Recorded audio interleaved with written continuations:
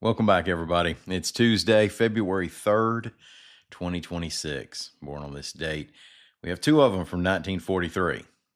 Former Governor Robert Bentley of Columbiana and former Temptations lead singer Dennis Edwards of Fairfield. Now, if you listen to Down in Alabama regularly, you've heard birthday references to the Temptations here before. Edwards wasn't one of the original members of the Motown group, but three of the five singers from that classic lineup did come from Alabama also. Eddie Kendricks of Union Springs, Paul Williams of Inslee, and Melvin Franklin of Montgomery. That original group gave us The Way You Do the Things You Do and My Girl. Edwards joined in 1968 and sang lead as the Temptations leaned into psychedelic soul. That incarnation gave us Papa Was a Rolling Stone. Today is National Take a Cruise Day. Not sure how to take that. It sounds kind of like take a hike day, take a long walk on a short pier day, but I choose to take it literally. Give me a 15-foot John boat with an umbrella and a cooler full of Coca-Colas, and I'll cruise. Today, we're still talking about the dang residency of Alabama candidates. That's because we had a big moment on Monday as the state GOP ruled on Tuberville and Wall, and then legal action was also raised as a future possibility. So near the end of the story, or it's going to be a huge story this summer, who knows? But we just don't want anything to sneak up on us there.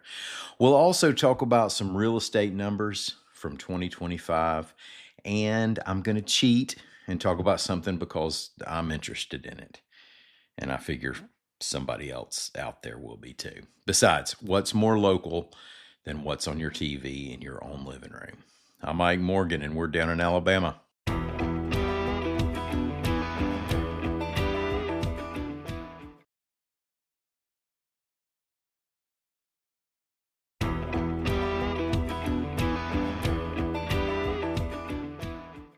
The Alabama State Republican Party Steering Committee dismissed residency-based challenges to the candidacies of Tommy Tuberville for governor and John Wall for lieutenant governor, reports AL.com's John Sharp and Mike Kaysen.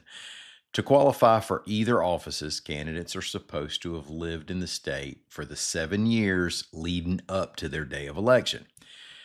Tuberville's campaign chair called the issue a hoax, blamed liberal media and previous political opponents for raising it in the first place, and called primary opponent Ken McFeeters desperate for filing the challenge.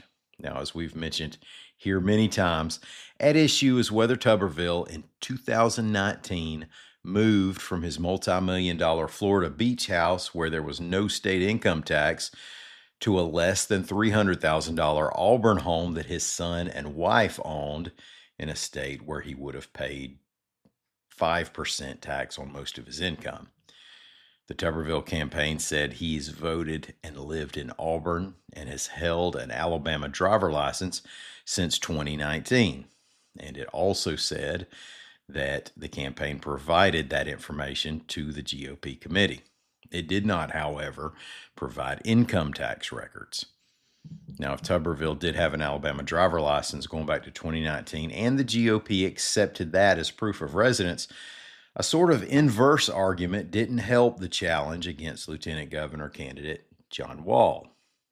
A 2023 traffic ticket showed that Wall gave the Alabama State Trooper a Tennessee driver license, and Tennessee voting records show that a Nehemiah Wall, that also was the name on Wall's Tennessee license, registered to vote up there in 2020. Now, that was the year that Wall ran to represent Alabama as an elector in the Electoral College, and until recently, he served as chair of the Alabama State Republican Party. Wall's attorney also called the challenge ridiculous. He said he's only voted in Alabama and has always paid taxes in Alabama. Quote, people may and often do maintain more than one residence, and acquiring a second residence out of state does not necessarily mean that a person has renounced or abandoned his residency citizenship in the first state, end quote. The person who filed the challenge, former State Representative Gil Isbell of Gadsden said the committee's vote on Wall was 10-9 against allowing the challenge. He argued that the committee should have at least held a hearing on the challenge and that he had 70 pages of documentation and evidence. Tuberville's challenger doesn't appear to be finished yet. McFeeters said that if Tuberville will release his tax records, credit card records, and phone records that prove he's lived in Alabama all this time, then he'll end his challenge, drop out of the race, and contribute $1,000 to Tuberville's campaign. Otherwise, he says he plans to file a lawsuit. Now, it's obviously in Republicans' interest to make everything as clear as possible as soon as possible. Remember, Democrats have lawyers too. Said former U.S. Senator Doug Jones, the favorite to represent the Dems in the governor's race, quote, "There are serious questions about the residency of both Senator Tuberville and former GOP Chairman John Wall, but it appears pretty obvious that the fix was in before Chairman Wall resigned and that these challenges, all filed by Republicans, were never even going to be heard." The primary is May 19th.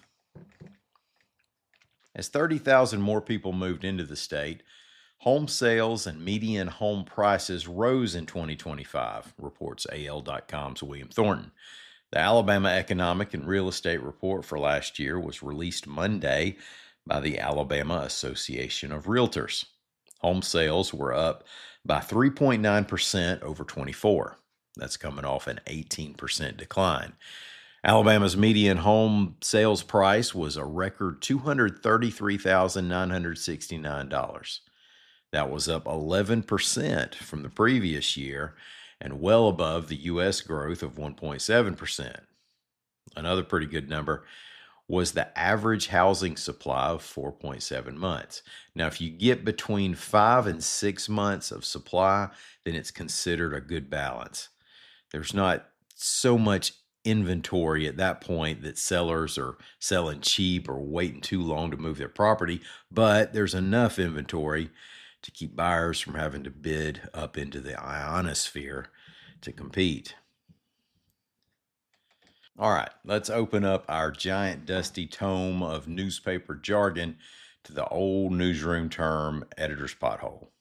The literal example of the term happens when a newspaper editor, while driving home, hits a pothole in his or her neighborhood and then makes a reporter to do a story on it, which sounds really self-serving, but the editor tries to justify it in his or her own mind by explaining that lots of other people use that road too, so fixing it would be a societal improvement. What about all those potholes on the other side of town? Well, you can't do stories on all of them, obviously. Now, I haven't had editor in any of my titles for a long time, and now I'm a podcast producer. If you have 20-something children, you probably have a couple of podcast producers living in your basement right now, so you know the power that we wield. My podcaster's pothole of the day is this. I don't know yet how I'm going to watch the Braves this year, and I'm justifying this minute by presuming that there are legions of Alabamians like me whose lives perfectly fit that coffee, work, Walmart, supper, Braves, bed schedule. Get up and do it all again. I believe Gaylord Sartain's character on Fried Green Tomatoes had at least a couple things figured out. All right. Sports Business Journal, ESPN, and other outlets reported on Monday that the 9 teams connected to the Main Street Sports Regional Network, now those are teams that have been broadcast on FanDuel Sports Network, have exited that deal. That's been expected for a few weeks, actually. 6 of those teams reportedly have decided to enter into a partnership with MLB to broadcast their games, and 2 others are expected to go that same route. Well, if you're doing the math, that leaves one odd team out. The Atlanta Braves, who are extremely popular across Alabama as the major league team to follow, announced that they are well on our way to launching a new era in Braves broadcasting. The club also promised that Braves games will be broadcast, quote, across the entirety of Braves country, end quote. Now, that, of course, includes all of Alabama. Sports Business Journal reports that the Braves are expected to launch their own network, which could mean it goes to a streaming platform such as Amazon Prime Video. I probably shouldn't just throw one of those out. There are no reports that they're working with Amazon Prime Video, but that's some deal like that could end up happening. Remember, also, before I go, we still have that survey for listeners we'd love for you to take. It's in the show notes. So when you go into your app, right after you tap on 5 stars, you can click on the link in show notes to take you to the short survey. Y'all hear me getting crafty. All right. Thanks so much for taking the time to listen to us. We're going to be back again tomorrow. Until then, y'all come by and see what we're doing anytime you can. We're on the World Wide Web at al.com.